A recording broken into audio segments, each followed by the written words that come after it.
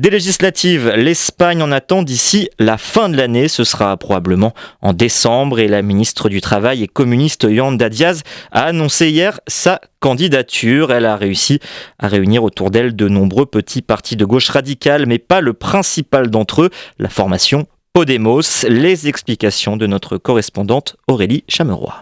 Cela faisait 9 mois qu'ils attendaient ça. Ce dimanche, environ 5000 personnes sont venues écouter l'annonce de la candidature de Yolanda Díaz, dont 2000 n'ont pas pu entrer dans la salle et l'ont suivie depuis des écrans géants à l'extérieur.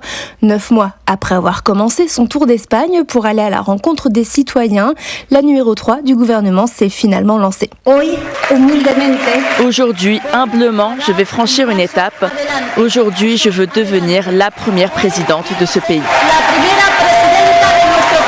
Yolanda Díaz réunit autour de son parti Sumar, que l'on pourrait traduire par additionner ou rassembler, une dizaine de petits partis de gauche radicale et notamment celui de l'emblématique maire de Barcelone, Ada Colau, qui était présente au meeting.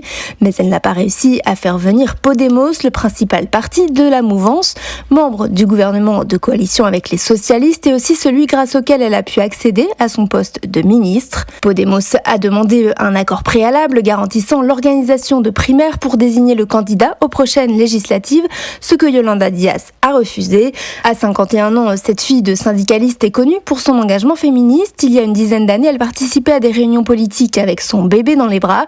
À la tête du ministère du Travail, elle a été applaudie pour son sens de la négociation avec les partenaires sociaux. Mais face à un parti socialiste qui a toutes ses chances aux prochaines législatives, Yolanda Díaz devra absolument avoir Podemos à ses côtés pour pouvoir rêver de devenir la première présidente d'Espagne. À Barcelone, Aurélie Chameroy pour Média.